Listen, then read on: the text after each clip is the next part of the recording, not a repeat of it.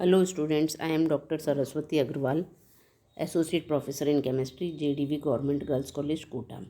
बच्चों, आज हम नाइट्रोजन की कंपाउंड्स एमीन्स की रासायनिक अभिक्रियाओं के बारे में पढ़ेंगे।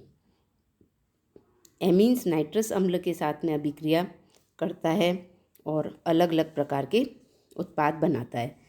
समस्त एमीन नाइट्रस अम्ल के साथ क्रिया करके विभिन्न प्रकार के उत्पाद बनाते हैं।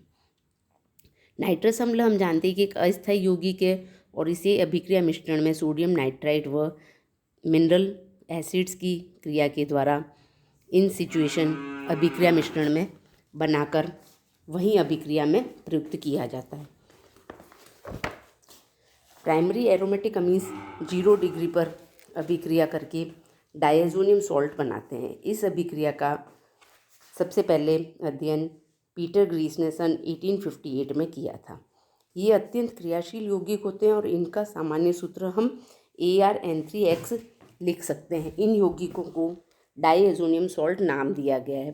क्योंकि फ्रेंच में एजोट का मतलब है नाइट्रोजन परमाणु और एक अणु में 2 नाइट्रोजन परमाणु होते हैं, अतः इसका नाम डाईएजो रखा गया। इसी प्रकार ArN2X में ArN2 पॉजिटिव पार्ट है, धनावेश है और अर्थात ये एक धनायन है और हेलोजन एक हैलाइड ऋणायन। जिस प्रकार धनावेशित नाइट्रोजन की अमोनियम सॉल्ट में हम धनायन के अंत में ओनियम लिखते हैं, उसी प्रकार डायएजो समूह के नाम के अंत में हम डाईएजोनियम सॉल्ट लिख देंगे, अतः इनका नाम डायएजोनियम सॉल्ट रखा गया। जैसे कि C6H5N2Cl को हम बेंजीन डाइजोनियम क्लोराइड कहते हैं। डाइजोनियम सॉल्ट बनाने के लिए इस अभिक्रिया को हम डाइएजोटाइजेशन भी कहते हैं और इसको इस उदाहरण से देखा जा सकता है कि जब एनिलीन को HCl व NaNO2 के साथ में क्रिया कराते हैं तो बेंजीन डाइएजोनियम क्लोराइड बनता है। इसकी मैकेनिज्म से स्पष्ट हो जाता है कि डाइएजोटाइजेशन किस प्रकार होता है। सबसे पहले NaNO2 HCl से अभिक्रिया कर नाइट्रस अम्ल बनाता है और अभिक्रिया में उत्पादित नाइट्रस अम्ल अभिक्रिया में भाग लेता है। ये रिवर्सिबल रिएक्शन होती है और फास्ट होती है, जिससे नाइट्रोसोनियम आयन बनता है। नाइट्रोसोनियम आयन इलेक्ट्रोफाइल की भांति काम करता है। जब ये कार्बनिक पदार्थ एनिलीन पर रिएक्ट करता है तो नाइट्रोजन धनावेशित हो जाता है और उसमें से एक प्रोटॉन निकलने के बाद में जो ट्रांजिशन स्टेट बनती है उसमें रीअरेंजेज होने पर हमें हाइड्रोक्साइड प्राप्त होता है और जिस पर प्रोटॉन अटैक करता है और जल का अणु लिविंग ग्रुप के रूप में निकल जाता है और हमें बेंजीन डाइएजोनियम क्लोराइड प्राप्त हो जाता है। तो बच्चों, इसमें हम देखते हैं कि नाइट्रोजन के 2 परमाणु जुड़े हुए हैं और डाईएजो नामकरण दिया गया है, अतः इस अभिक्रिया का नाम डाईएजोटाइजेशन कहा जाता है। एरोमेटिक डाइजोनियम सॉल्ट में बेंजीन रिंग की उपस्थिति के कारण क्या होगा कि उसमें अनुनाद होगा और अनुनाद से हमें पता है कि स्थायित्व में वृद्धि होती है। डाइजोनियम सॉल्ट का भी स्थायित्व हो जाएगा। इस प्रकार हम देखते हैं कि जो रिंग के 6 पाई इलेक्ट्रॉन्स हैं उनमें से पाई इलेक्ट्रॉन्स नाइट्रोजन पर शिफ्ट हो जाते हैं और उसमें अलग अलग प्रकार की संकरित अवस्थाएं प्राप्त होती हैं। जितनी अधिक रेजोनेटिंग स्ट्रक्चर्स प्राप्त होंगे उतना ही अधिक स्थायित्व प्राप्त होता है। एलिफेटिक अमीन की जब हम बात करते हैं तो नाइट्रस अम्ल के साथ क्रिया होती है तो सबसे पहले उनमें भी डाइएजोनियम सॉल्ट ही बनता है। डाइएजोनियम सॉल्ट बनता है और ये एलिफेटिक डाइएजोनियम सॉल्ट के अत्यंत अस्थायी होने के कारण उसमें से नाइट्रोजन अणु निकल जाता है तुरंत और कार्बोकैटायन बन जाता है और ये कार्बोकैटायन का स्थायित्व हमें ज्ञात है कि जितना ब्रांच्ड होगा वो उतना ही स्थायी होगा। एल्कोहल और कार्बोकैटायन की संरचना के आधार पर हमें विभिन्न प्रकार के उत्पाद प्राप्त होते हैं, जैसे प्रोपीन, प्रोपेनॉल एवं 1 प्रोपेनॉल फ्रॉम प्रोपिल अमीन। इन कंपाउंड्स में, जिसमें कि ओपन चेन स्ट्रक्चर है या खुली श्रृंखला है, विभिन्न प्रकार के यौगिक प्राप्त होते हैं। यदि साइक्लिक कंपाउंड्स हैं, साइक्लिक एलिफेटिक अमीन्स है, जिनको एलिसाइक्लिक अमीन्स कहते हैं, तो उनमें यदि डायजोटाइजेशन करवाते हैं तो डेमेजेनोव रीअरेंजमेंट का आधार भी उपयुक्त अभिक्रिया है, जिसमें कि एलिसाइक्लिक एमीन्स में एमीन समूह की स्थिति के हिसाब से रिंग का एक्सटेंशन भी पॉसिबल है। इसमें हम एग्जांपल में देख रहे हैं साइक्लोब्यूटिल मिथाइल अमीन 4 सदस्यीय रिंग है, और साइक्लोब्यूटिल मैथिल अमीन की जब नाइट्रस अम्ल के साथ में अभिक्रिया कराते हैं तो क्या होता है, एक्सपेंशन ऑफ रिंग, और हमें साइक्लोपेंटीन प्राप्त हो जाता है, जिसमें कि 4 से 5 सदस्यीय रिंग बन जाती है। लेकिन यदि साइक्लोब्यूटिल अमीन का HNO2 के साथ में अभिक्रिया करवाई जाए तो क्या हो रहा है, उसमें कॉन्ट्रैक्शन ऑफ रिंग भी पॉसिबल हो जाती है। हम देख रहे हैं कि उसमें 4 मेंबर से 3 सदस्यीय रिंग हमें साइक्लोप्रोपिल कार्बिनॉल भी प्राप्त होता है। प्राइमरी एमीन्स के विपरीत सेकेंडरी अमीन चाहे एलिफेटिक हो या एरोमेटिक, नाइट्रस अम्ल से अभिक्रिया करके एन नाइट्रोसो अमीन बनाते हैं, जो हरे पीले रंग के रंग जल में अविलेय तेलीय पदार्थ होते हैं। तो इस प्रकार सेकेंडरी अमीन नाइट्रस अम्ल के साथ में अभिक्रिया करके एन नाइट्रोसो अमीन बनाते हैं। ये एन नाइट्रोसो अमीन फिनॉल तथा सान्द्र H2SO4 के साथ क्रिया करके हरा विलयन बनाते हैं, जो कि जलीय क्षार के साथ में गहरे नीले रंग में परिवर्तित हो जाता है। और ये पूरा परिवर्तन सेकेंडरी अमीन्स के लिबरमैन नाइट्रोसो परीक्षण का आधार बनता है, जो कि हम प्रयोगशाला में बच्चों आप लोग जो टेस्ट करते हो उसमें लिबरमैन नाइट्रोसो टेस्ट जो कहलाता है वो यही होता है।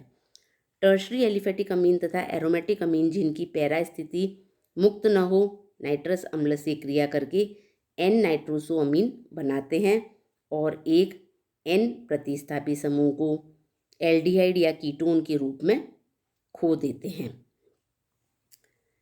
इस प्रकार यदि कोई टर्शरी एरोमेटिक अमीन है, ऐसा हो जिसकी पैरा स्थिति पर कोई भी प्रतिस्थापी न हो, तो वह नाइट्रस अम्ल के साथ अभिक्रिया करके पैरा नाइट्रोसो डेरिवेटिव बनाता है।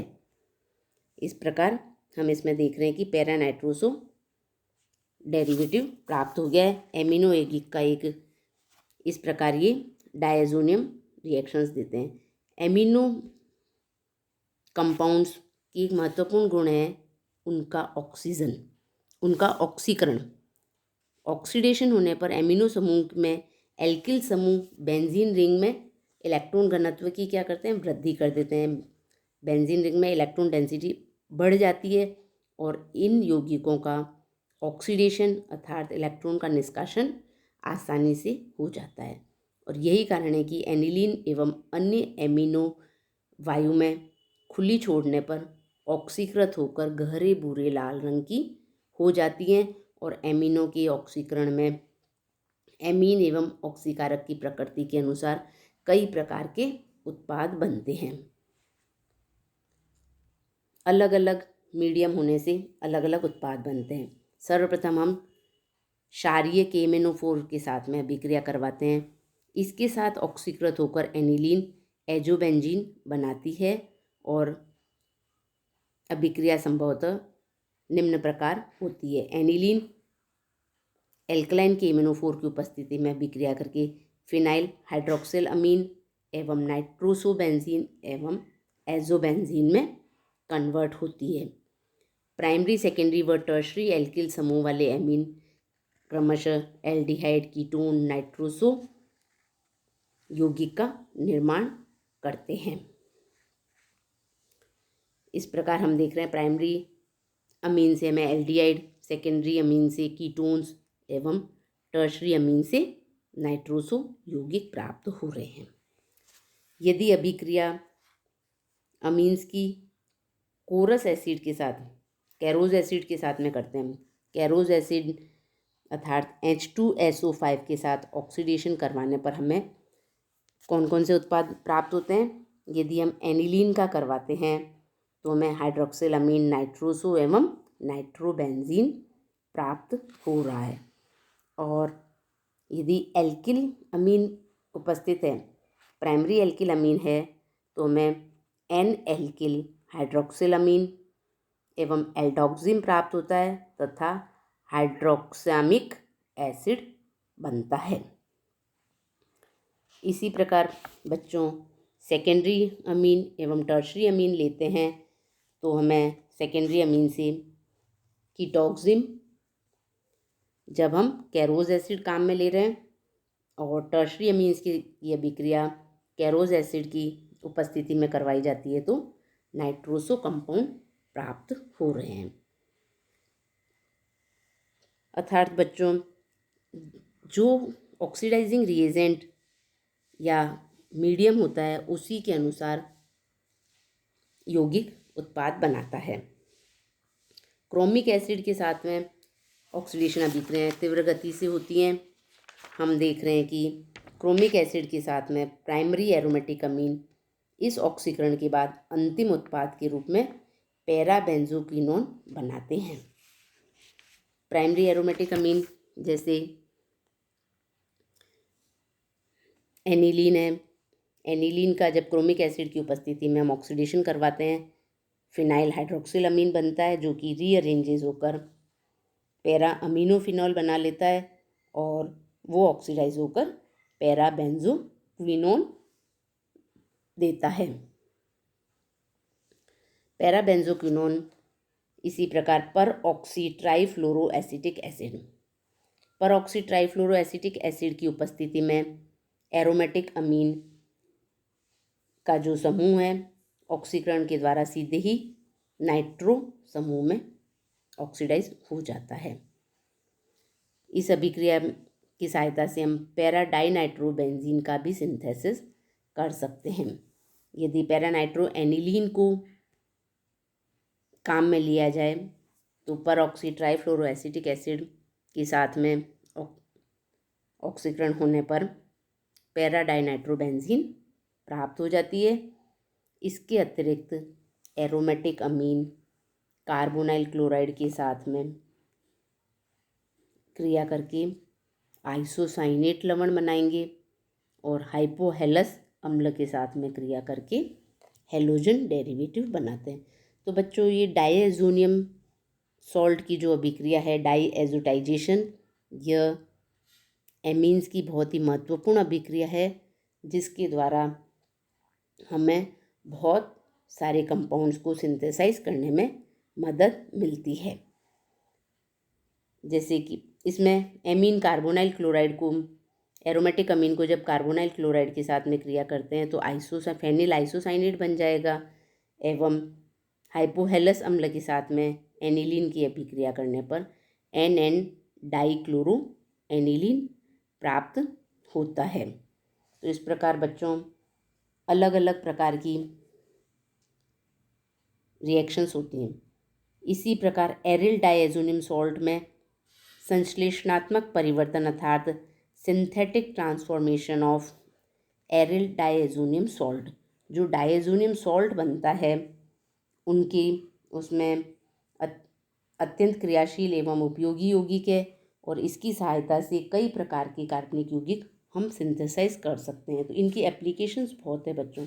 डायएजोनियम सॉल्ट से दो प्रकार की अभिक्रियाओं के द्वारा विभिन्न यौगिक बनाते हैं। पहली वो अभिक्रियाएं जिसमें कि नाइट्रोजन गैस निकलती है और डाईएजो जो समूह है वो सब्स्टिट्यूट हो जाता है किसी भी मोनोवैलेंट समूह की जगह। और दूसरी प्रकार की अभिक्रियाओं में दोनों नाइट्रोजन परमाणु उत्पाद में बने रहते हैं और डाईएजो यौगिक बनते हैं। तो पहले हम अभिक्रियाएं जिनमें कि डाईएजो समूह विस्थापित हो जाता है, न्यूक्लियोफिलिक अभिक्रियाएं, न्यूक्लियोफिलिक सब्स्टिट्यूशन रिएक्शंस वाली अभिक्रियाएं समझते हैं। इस प्रकार की अभिक्रियाओं में क्या होगा कि डाईएजो समूह के स्थान पर कोई भी न्यूक्लियोफाइल जुड़ जाता है और हमें उसका सब्स्टिट्यूटेड प्रोडक्ट प्राप्त होता है। इनको हम एक एक एग्जाम्पल के द्वारा समझेंगे। जैसे कि फिनॉल का सिंथेसिस।